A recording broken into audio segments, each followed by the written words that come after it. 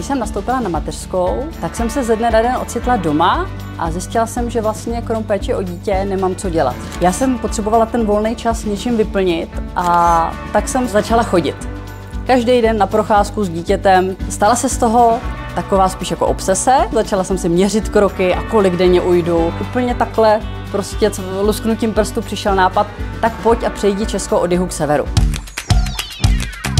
Anežce bylo 10 měsíců, Barušce 2 3/4 a společně jsme vyrazili na pouť napříč Českem. Spali jsme v předem domluvených ubytováních, denně jsme urazili nějakých 20–25 kilometrů. Já jsem to sdílela, ty svoje zážitky jako online deníček a ze všech stran se na mě valily hlasy, měla bys o tom napsat.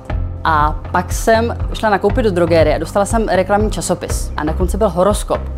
Já si takové věci nečtu, ale v tom horoskopu bylo pro moje znamení vodnář.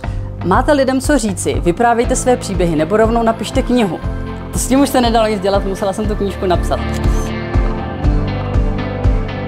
Jsem si úplně zase náhodně vzala takhle do ruky mapu Evropy, podívala jsem se do ní, říkám, no jasně, já navážu tam, kde jsem loni skončila, na nejsevernějším bodě Čech a dojdeme s holkama k Baltu. Už jsem byla odvážnější a rozhodla jsem se, že tentokrát budeme spát pod stanem na divoko.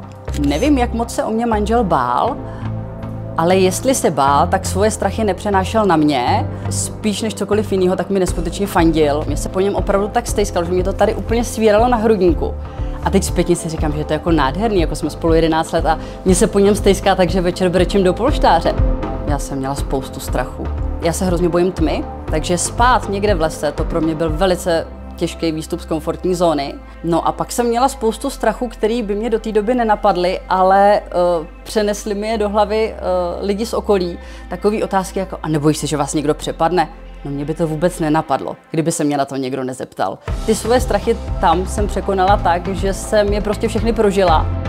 Jestli bych chtěla předat nějakou svoji myšlenku, tak rozhodně, že s dětma život nekončí. Ve chvíli, kdy jsem poprvé otěhotněla, tak mě o tom celé moje okolí přesvědčovalo, že s dětma je všecko jinak, nemůžeš s nima chodit po horách. Vlastně proto to sdílím, aby i ostatní lidi viděli, že s těma dětma se dá dělat úplně cokoliv a jestliže ta máma je v pohodě s pohorkama na nohou, někde na cestě, tak ty děti jsou pak spokojený taky. Jako mohla bych tady s nima celý dny trávit u plotny a skládat si tady s nima pucle, ale když bych z toho byla ubitá a nešťastná, tak co oni by z toho měli?